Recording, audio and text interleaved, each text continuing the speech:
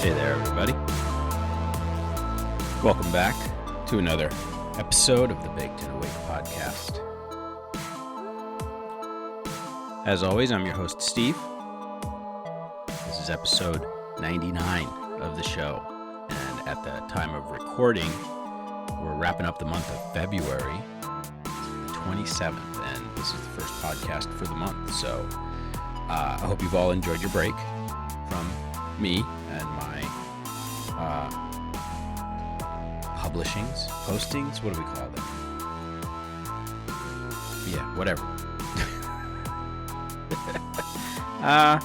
Just been dealing with real life in February, and it's a quiet time of year for everybody, right? We'll get to it towards the end of the episode, but I did put the greenhouse sort of out of winter mode and start to ramp it up into springtime germination mode. So we're looking ahead to the growing season ahead, and looking forward to that. I had big plans for you today. I indicated this in an Instagram post yesterday about this episode that I was getting ready to. I was trying something new. So believe it or not, your friend Steve here, as much as I've been smoking cannabis, almost daily for most of my adult life, and I've tried it a lot of different ways, and I'm very comfortable with a lot of different methods of partaking, including, things like dabs and vape pens, etc. I've really had extremely limited exposure to high quality hashish, traditional, like whether it's that hand rubbed charas style hashish that gets, collected from the harvesters and trimmers' hands during the harvesting process and pressed into cakes, wafers, little bricks and things. Or what I ended up, it was interesting. I went to like Evergreen Market in Renton, lovely little shop, legal rec chain here in the region. They have 4 or 5 shops now. But I went to Renton, and I believe I asked for the bubble hash from this company, Seattle Bubble Works. This was in the case right next to what I ended up getting, which was the Temple Ball. Not a big deal. Temple Ball hashish is beautiful. Again, like that, kind of often is collected in the same way as that charas I just mentioned, but is rolled into a little ball the same way, you play with your Play-Doh when you're a kid and roll it up into little balls. The Temple Ball itself is a very old form of like a final product for small portions of the hashish. What you get with the ball is that smooth, glossy outside skin is like a membrane, is a hard candy shell around the rest of the hashish that's inside the ball, that's protected from the outside environment, that's protected from like changing humidity, picking up the flavors and smells of the outside environment. Once you've sort of, at least to my understanding, and I'm not like, again, this is a newer form of hash for me to consume, and we'll get to that, but I even had trouble smoking it properly. It's a cool method that is many thousands of years old. It's one of the oldest methods of preserving your concentrates, your hashish, and the Temple Ball, form factor is that way for that reason, for that safe, stable, long-term storage of your hashish. This, of course, could be arrived at many different ways, pressed into cakes and just wrapped up in, parchment paper or whatever, and stored in some stable and dark place, whatever. But I could certainly imagine something like a Temple Ball being much easier to wrap up in a piece of cloth or parchment and shove in your pocket, shove in your pack, set aside off on your shelf in the family stash, in the family head stash, and work off of it as you go. So And yeah, I wanted to do a big photogenic like video segment showing me burning the temple ball like incense under a bell jar and taking these cool milky hits of pure hashish. I don't think it's the fault of the Seattle Bubble Works Temple Ball. By the way, it was Grape God strain that I picked, and that was what I wanted out of the bubble hash too. I was asking for the Grape God. These folks made a few different products out of that same strain when they, did this run. And I would have been just as excited to try the bubble hash. Honestly, I would have had just as much challenge smoking that properly as well. Although I think I could smoke the bubble hash out of my concentrates banger. Okay, my normal dabbing rig, my dab rig. So, I ended up resorting on the Temple Ball to tearing off another chunk and packing that into a bowl that was already like a bowl that I was constructing for it that had, a little bit of my own homegrown trim in the bottom and a layer of keef on top of that, and then a layer of hash on top of that. All of those layers on top of a screen that I had inserted into an older, like briarwood bowl that I had around here for like ages. It just felt like the most like appropriate thing to try to turn into a hash pipe for the day. So the bubble hash came with a little screen. So that seemed like a clear indicator to me from Bubbleworks that they expected that you would want a screen, a nice clean screen, and that you would want to run a screen when you were running it in a hash pipe. That was my attempt at like creating a hash pipe bowl scenario.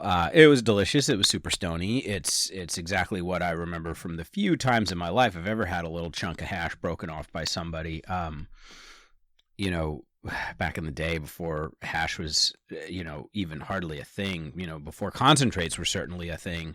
Hash, although it's as old as cannabis, is just not something that here in North America in the black market we got a lot of all year long, right? I think the growers kept that for themselves in a lot of cases for the longest time, right? You got that at the very end of the season during the summertime dry spell. And if you remember the summertime dry spell from like late July till September, or probably really October, right, as we know now, Weed Man would run out in the summertime sometimes. You couldn't get a bag off of Weed Man if you wanted to, if you waited too long past the 4th of July. You might be SOL for a little while. You're buying some swag from somebody weird.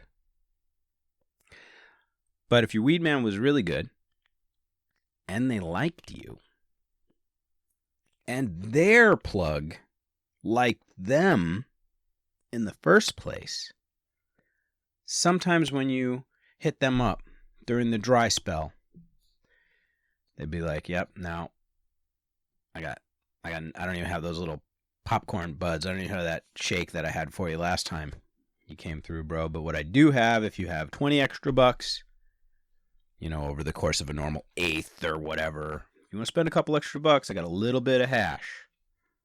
Break you off a gram of hash for whatever. And, I can't even tell you what I would have paid for it back in the day because I was able to cop it so few times ever. Probably had to go in on it with somebody at the time because I was like, early 20s subsistence living, right? An extra 20 wasn't in the budget ever, even when I was hard up. We were a lot of times smoking resin back in those days. You kids don't even know what that is like, all right? And thank your lucky stars, okay? That's what I'm saying to you there. So yeah, I haven't been super experienced with hash up until this point. I'm still not super experienced with hash. I was excited and inspired to check it out when I saw the bubble hash in the case. And this stuff has been kicking around the 502 market for a while now from different companies, American Hash Makers and a few others. And I've bought keef a number of times. I don't think I've really bought much pure, like real legit hashish like this Temple Ball. And so it was a fun novelty to bring home and to get excited to crack open. If you're not that familiar with any of what I'm talking about right now, I want you to know that, part of the inspiration for this too was, I don't always see them in my feed. You know how Instagram is. Sometimes you see people for the longest time and then they like disappear from your feed for no reason, right? But very well known cannabis educator and advocate who's really active on Instagram is this guy. His name is Frenchy Cannoli, right? So he's like half French, half Italian. Great guy. He's got a cool accent. Probably in his 50s. He's an adult. He's a grown man. He's been doing this, traveling, pheno hunting, learning the art of and preserving the art of hash making. Does it in a really cool way. Look for Frenchy Cannoli on Instagram. I'll leave the links as always in my show notes for the show. I've got a link right here for a 3-minute, nicely produced YouTube video of him rolling out some hashish with a hot water bottle, with like a wine bottle with hot water in it, and some, latex gloves and some pot holders. He's rolling out this hash in some plastic wrap on a wooden chair in I don't know if it's a hotel room or an apartment somewhere, but I love it because it just shows, as is so often the case with so many things, here in the 21st century, we're so used to going overboard and making things into more of a production than they need to be in a lot of ways, and putting on airs in a lot of ways. And when you look at a post like that 3-minute video that I was just mentioning, there's like no words. It's just music and him rolling this hashish out with this hot water and melting the hash and folding it, and then rolling it at the end, rolling it up into a temple ball.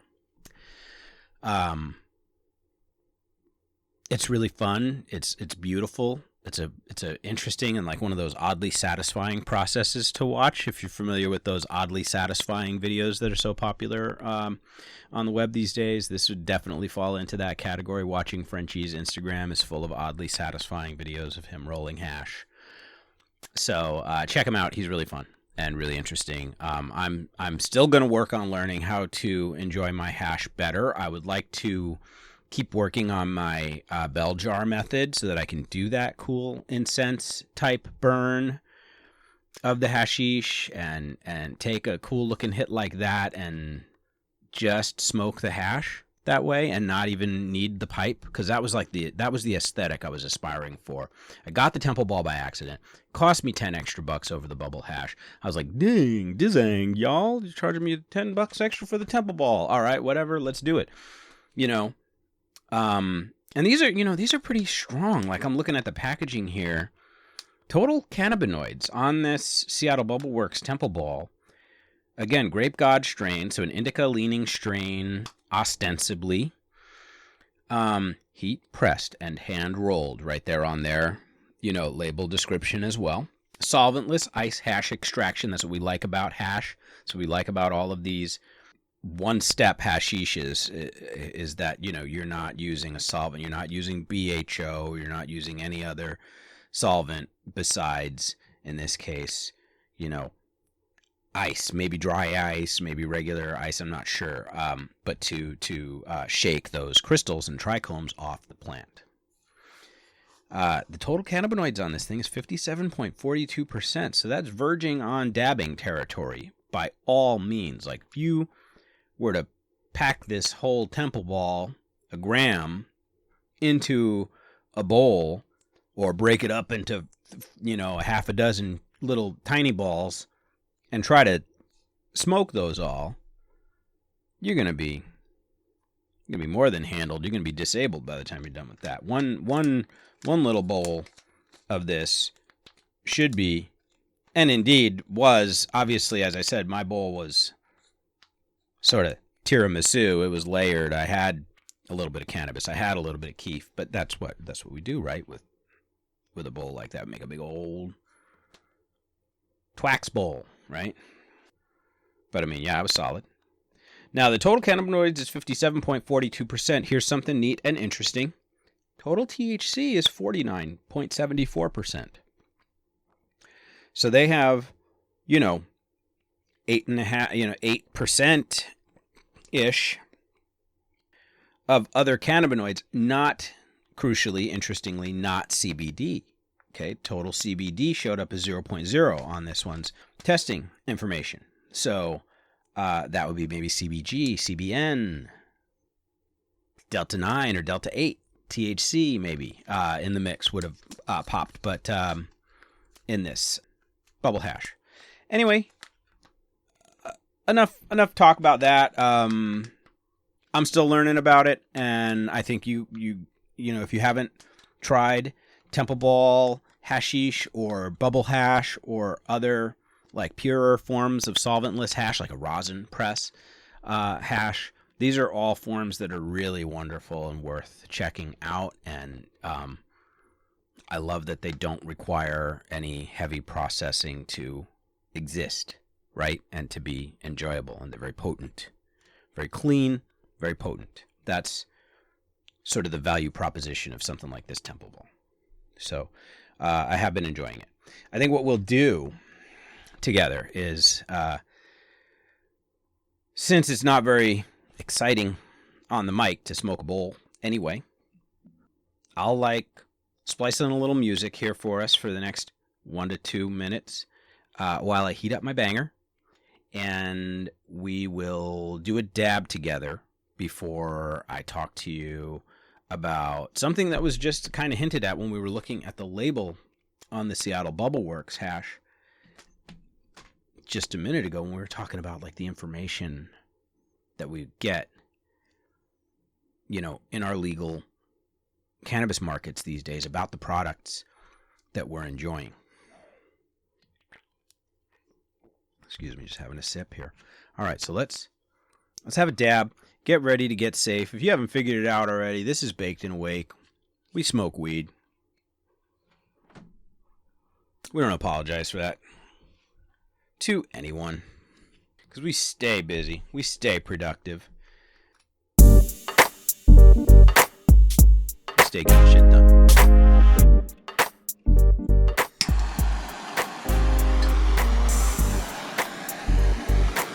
Now don't worry, I'll also shorten the heating interval for you guys, so you don't have to listen to me sit here and cook this banger the entire time. For those of you less familiar with your dabs, though, I use a quartz banger and the propane torch still. I don't have an e-nail. It'd be cool to have one. I'd love to have an e-nail sometime where you just plug it in and set it and forget it, give it a few minutes to warm up, and then you're ready to dab anytime. But I've been on this propane tip for a while now. I have like a $60 water pipe from local bodega with a standard angled quartz, like thick-walled quartz banger, and this banger's like a year old. It's really, really done me right for a $12 banger. Like, I am not into, God bless you, Storm and Norman, all you guys, Heady Glass boys, like Our Glass Creations and Fume Sniffer, all my friends. I love you guys. I love Heady Glass, but I just don't have that. I'm not on Heady Glass budget, right? Certainly not on Heady banger budget. And anybody who's shopped bangers ever, oh my God, you guys know what I'm talking about. All right, well, shit, maybe you did have to listen to the whole heating process there, and me shouting over a torch, because it's hot. So you heat her up until she glows. I never even really hardly have to clean this banger out. I'll show you guys. I'll post a picture of the banger. What a year-old banger that hasn't seen a Q-tip in 6 months looks like. Then you guys tell me if I'm nasty or not, because I think this banger still looks great to me, and it's hitting great. So let's dab.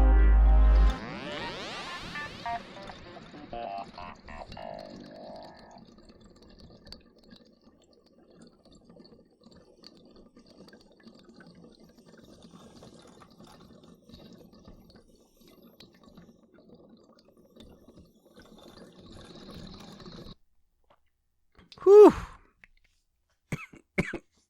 Okay. That worked. And in true stoner fashion, I also managed to have a minor panic attack because I thought I stopped recording for a second there. Woo. Almost seeing stars, not from the dab, but from the sneeze I just held in. I'm the worst. I hold in sneezes. Don't hold in your sneezes, you guys. I almost blew my eardrum out one time. And I think I've talked about that before on this podcast. Don't hold in your sneezes. I almost blew out my own eardrum, just like you've been warned by your mom and dad. Like, you'll blow out your eardrum if you hold them. It hurt to sneeze, to like try to blow in my ears to clear them, like when your ears are popped. All sorts of stuff for like a year afterwards, you guys. This happened in my adulthood. I finally had this occur after holding in sneezes, literally pinching my nose like a freak for my entire life. So I have learned to start to sneeze now. I probably held that sneeze in out of instinct because I was sitting here recording, right? And didn't quite want to like do the whole thing and like slam the pause button. Don't hold in sneezes. Okay, don't do it. Okay, so I hope you enjoyed your dabs, your puffs. If you're just puffing, hope you got a nice fatty rolled. I want to talk a little bit longer about cannabis here with you for a minute, so I hope I got a lot of my stoners with me today. A few days ago, I saw a post by another accomplished sort of cannabis advocate who I follow on Instagram. So, just like Frenchie Cannoli there, this gentleman, Todd P McCormick, is somebody who I want to say I've seen this guy like on Hash Church with that cool Canadian dude back in the day more than once, chatting about bubble hash and chatting about, cannabis all over the world. I'm following him now on Twitter as well, but I follow this guy, Todd P McCormick, on Instagram. And he did a post just the other day that I'm not going to like repeat verbatim for you. I'm going to point you at his Instagram profile so that you can watch this. It's a short video. It's like 5 or 6, maybe 7 minutes total yourselves on this. But we've talked about this subject that he chose as the topic of his vlog that day in like general terms in the past here on the show. And I just want to, for a moment, again, reiterate some points that Todd was making. Okay. And that is this. Anybody who's been listening to the show, excuse me, for a while knows that I like to sign off with, my favorite little tagline. All right. And that is, of course, smoke indica, do shit anyway. The smokers among us will know that indica, aka Indicouch, is, by reputation, strains of cannabis that are known to have this like tranquilizing effect on a person, right? There are also a number of physical characteristics that are ascribed ordinarily to indica plants, and that being a shorter, broader leaf structure, a squattier overall plant height with shorter internodal spacing in most instances than the formerly original. Let me finish. Shorter plant, more compact body.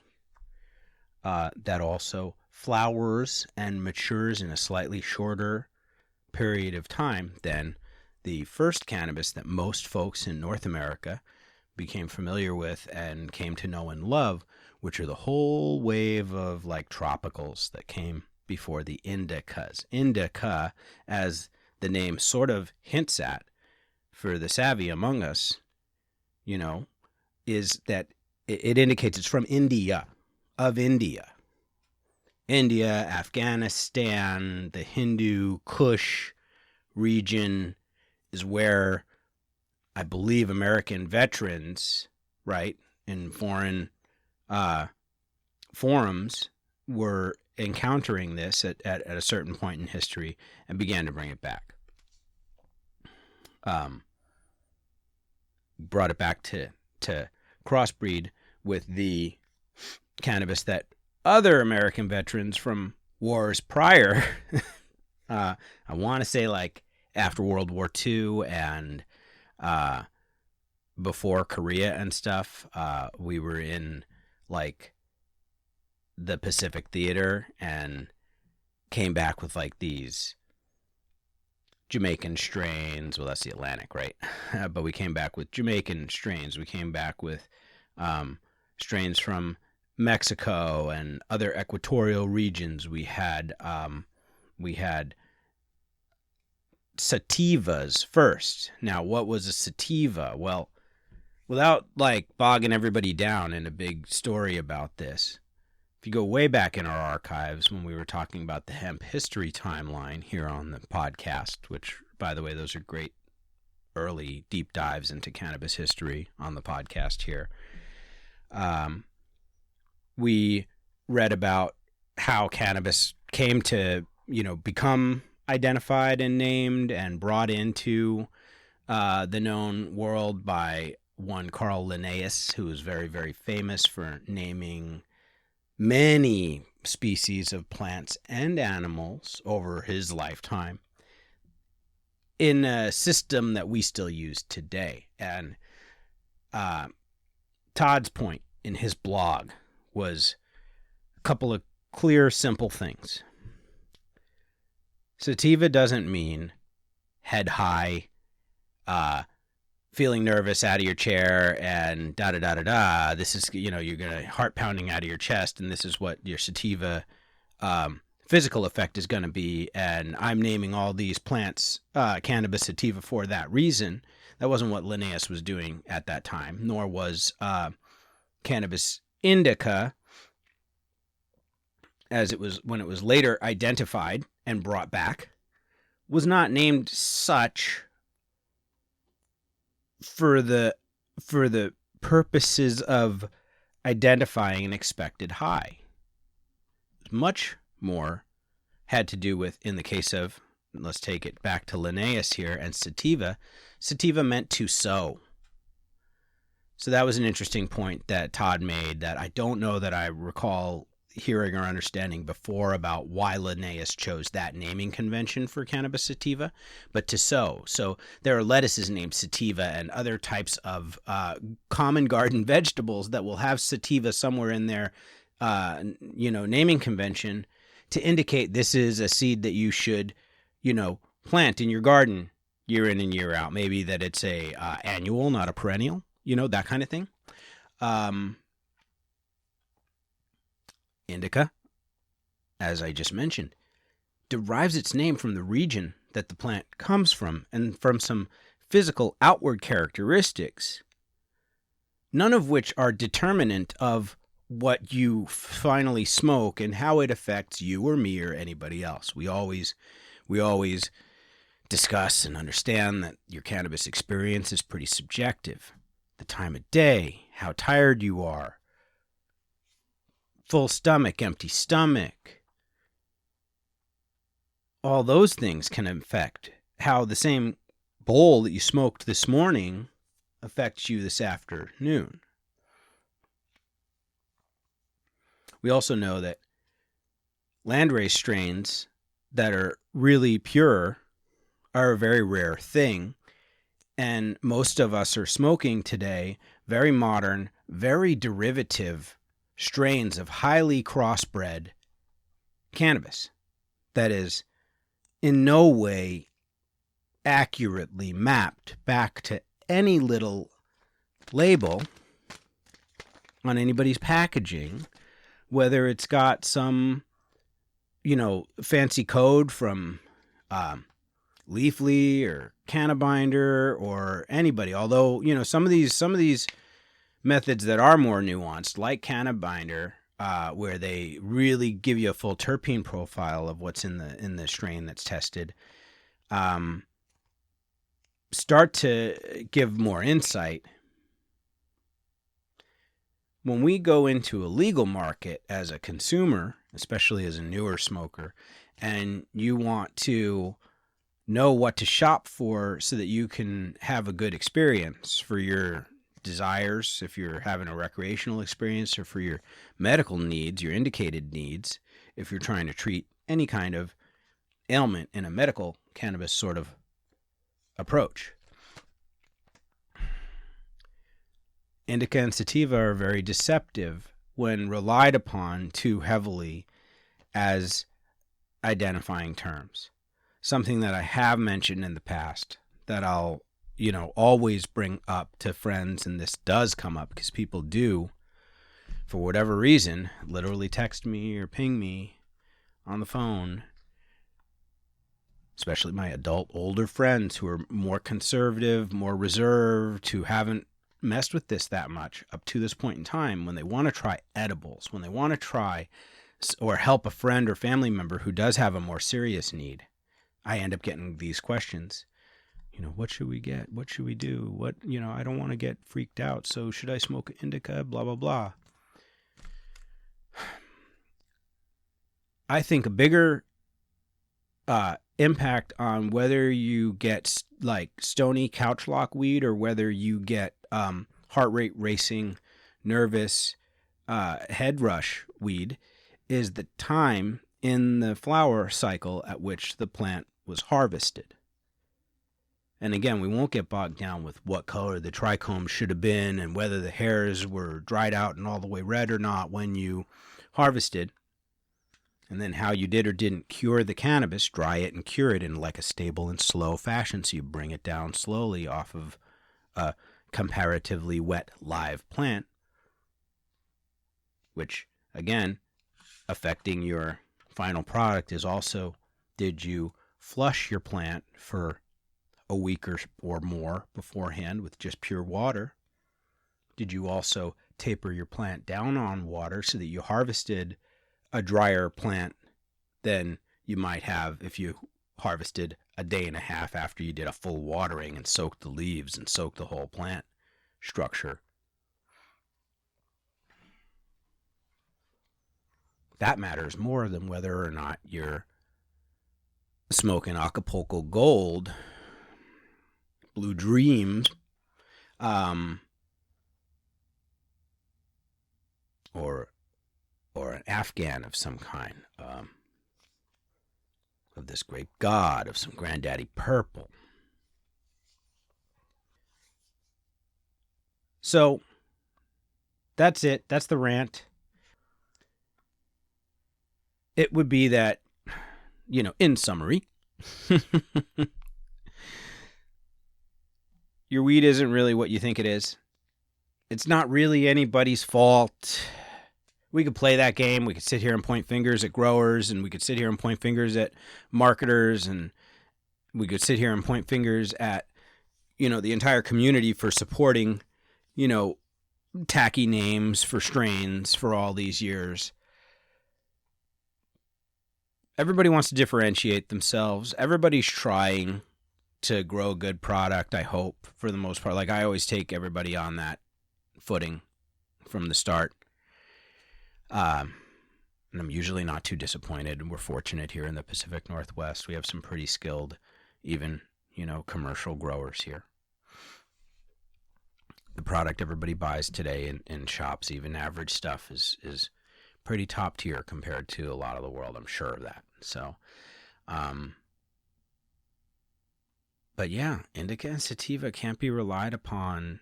And when somebody tells you, oh, this is a hybrid 75-25, it's going to hit you high and then it's going to stick to your ribs and hit you low and stick with you for the whole day. It's like, yeah, okay, whatever. I guess I'll try it and I'll see how it affects me. I urge you to do the same and to take everything with that awareness that it is subjective. You're part of the equation of how stoned that weed gets you. You're one of the variables too. There's so much more to that conversation. You could talk about, again, the cure for days in terms of how that affects the high. in a legal market like ours, you could talk about and I'm nodding my head here into the microphone as I say this, whether or not it was stored properly in the shops and is still fresh and potent when you buy it.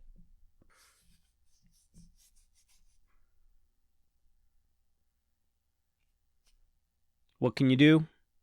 Educate yourself. Visit sites like Leafly that have detailed and informative articles about terpenes and the entourage effect that is so crucial to understanding the interplay of cannabinoids and terpenes in your endocannabinoid system, the human body, and how those all dance together, really.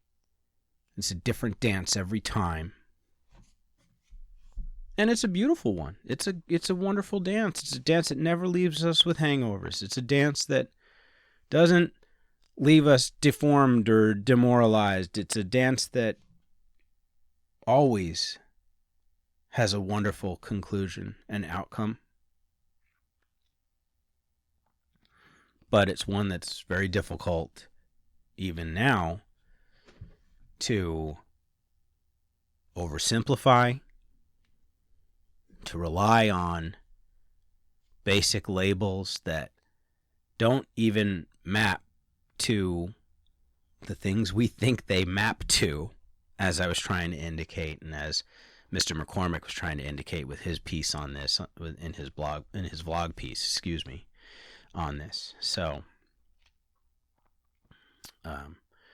check out Todd McCormick's Instagram account. It's Todd P McCormick, MCORMICK. Seems like a super cool dude. And let me know what you think. You can find that vlog like about 9 or 10 posts back in his feed. And it's just a little, face-on shot of him talking to the camera. I'm sure you can find it. It's not that far back in his feed. So I hope he doesn't even mind that I took this opportunity to talk about that topic again, because I think it's an important one, and it's important for us as cannabis mentors to our friends and family who don't know as much about it, to help them get to a place of understanding this, so that they're not, led down a path of thinking that, well, I smoke da-da-da, and that's what works for me.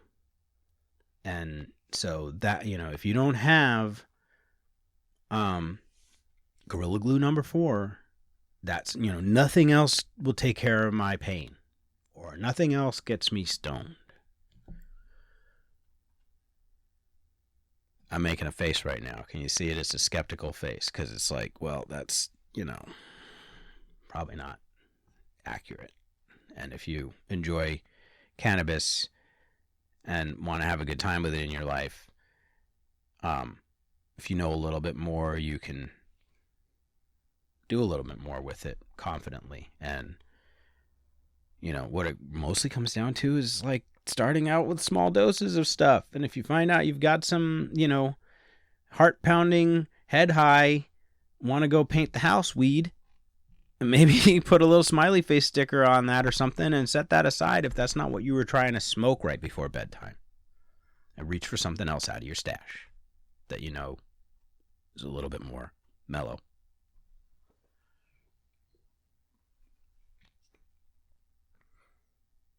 Rant over.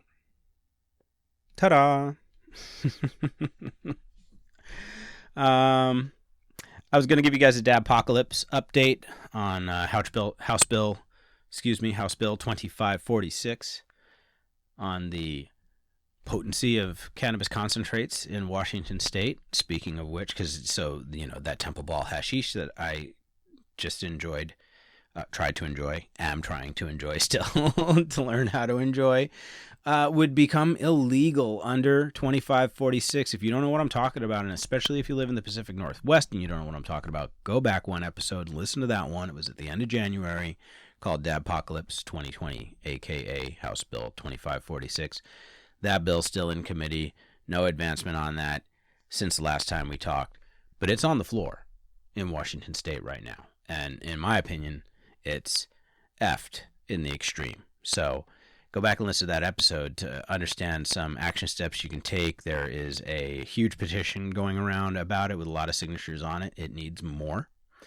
And I gave you the names and email addresses of every single legislator who is signed on as a sponsor of that bill, so that you can also send an email to them, which I also wrote an example email, blank email for you, or not blank, but template email for you, all in the show notes of the last episode of the show. So we'll keep watching that story closely, and I will let you know as soon as I can what's up with that, because that would be set to do a lot to our concentrates, our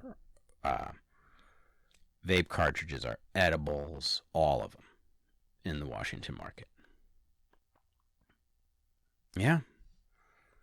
And yeah, the garden update is so simple and so short. Follow me on Instagram. You can see a couple of posts about the microgreens we got started in the greenhouse. I've got some veggie starts going in the greenhouse now as well. Nicole pretty much took care of those. I prepped her trays for that, and she did sort of the seed map and plan based on our planting sort of journal from last year. And we don't have like a big elaborate journal, but we have a little basic journal that we've been keeping some of our information about what we've been growing for the last 3 years or so. We've been growing here a good 10 years, but haven't always been trying to keep any kind of anything in terms of what we did or didn't season to season, but we started trying to bring that into the game, right, recently. So Nicole worked off of that map, off of that record, I should say. So we've got like 3 trays of veggie starts going in the Harbor Freight greenhouse right now. That has continued to be one of the greatest investments in our garden that we've ever made. If anybody has questions about the Harbor Freight greenhouses, if you know what Harbor Freight is, that's a local tool company, tool store chain, like super cheap discount China Tools outlet here in the Northwest. In the rest of the country, these greenhouses, I believe, are very frequently sold under the parent company's regular brand name, which is like PalRam. Okay, so these Harbor Freight greenhouses are all like compatible with PalRam accessories and parts. They're really low cost aluminum and plastic greenhouses. So, by the way, warning, not a paid advertisement for Harbor Freight, but follow me on Instagram to see occasional pictures of the greenhouse. It's going into its like second full growing season now. We've had it like 2.5 years or so. I got it like late summer 2 years ago, so it's been through 2 winters already. Made it amazing through the Washington winters with a fair bit of wind. We built it on a wooden footer of our own, and just love it to pieces. Love it to pieces. It's just my favorite place in the garden. This is the garden nursery, is the greenhouse. So in addition to the veggie starts, we have started for the first time some microgreens. So super excited about that, and I just finished, before I started recording today, my first taste of my first like bagel and cream cheese with my Sprouts mix sprinkled all over the top of our microgreens, and I can't wait to serve them to Nicole like in the next day or so for breakfast as well.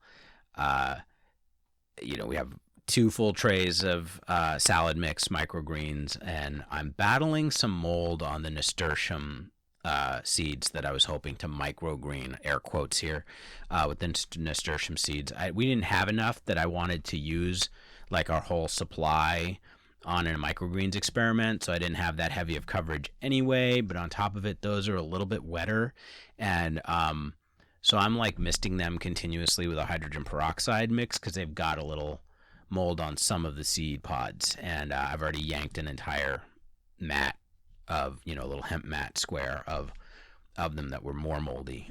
So I may end up just pulling those nasturtiums and putting them into soil, the better ones that are already sprouted. They're a little slower moving than like stuff like the salad mix anyway. The salad mix we just planted back on like the 17th of February, and today, as I said earlier, is the 27th.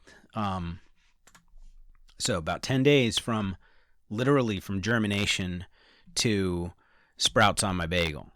And that's in a too cold greenhouse with some random lights that just happen to be in there too, in what's still the middle of winter, really, in Seattle, right?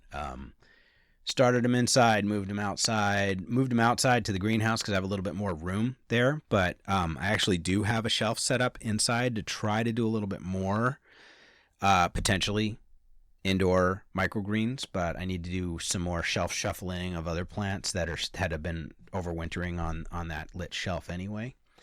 But if you're a gardener like us, and you like this kind of stuff, I'm always advocating for growing and gardening and urban farming. And you may know, if you're paying attention, that we have laying hens here. We have quail and little small baby micro chickens and get eggs from both the chicken and the quail, and love those. The quail are also occasionally harvested for their meat, so that's pretty awesome too.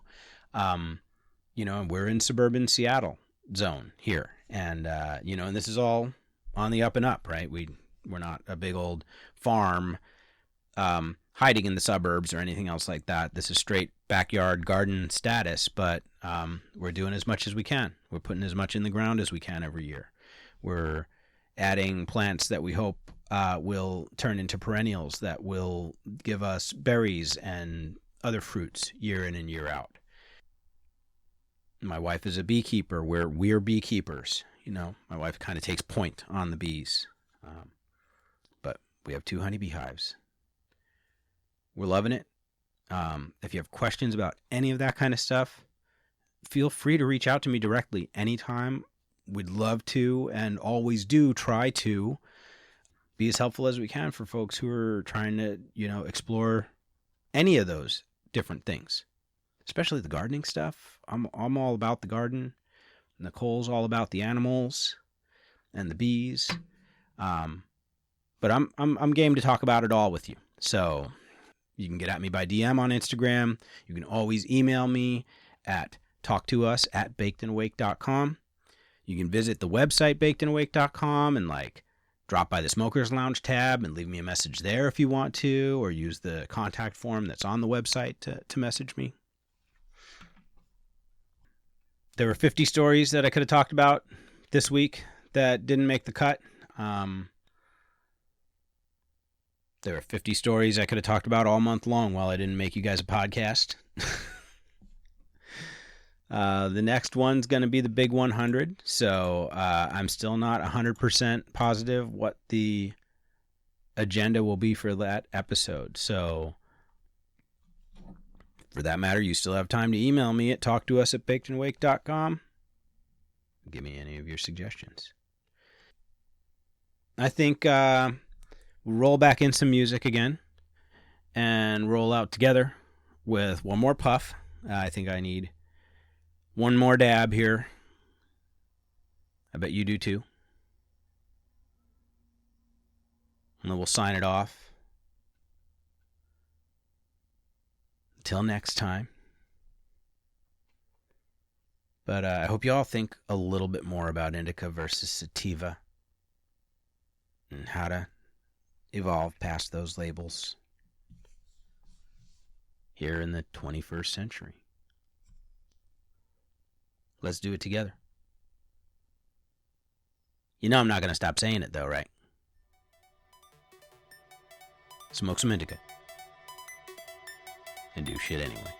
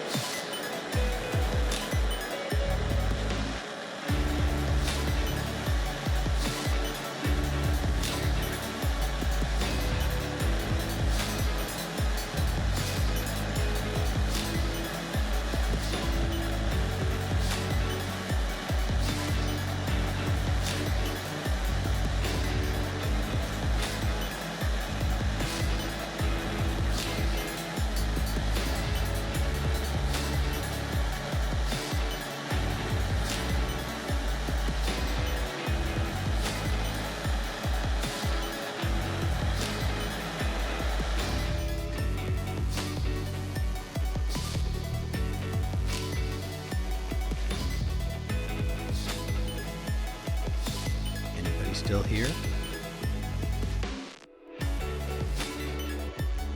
I said we were dabbing.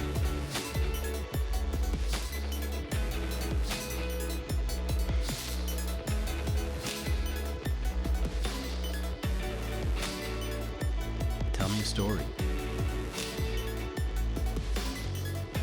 I'm always telling you guys stories. Send me an email and tell me a story.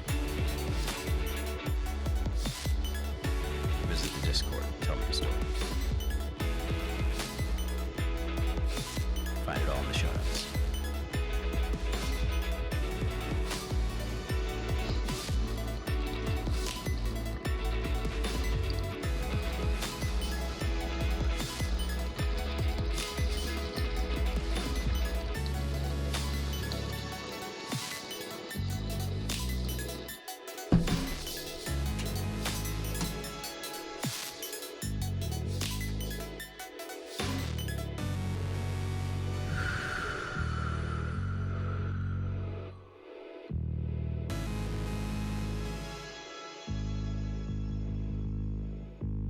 Hope it's a beautiful day wherever you are.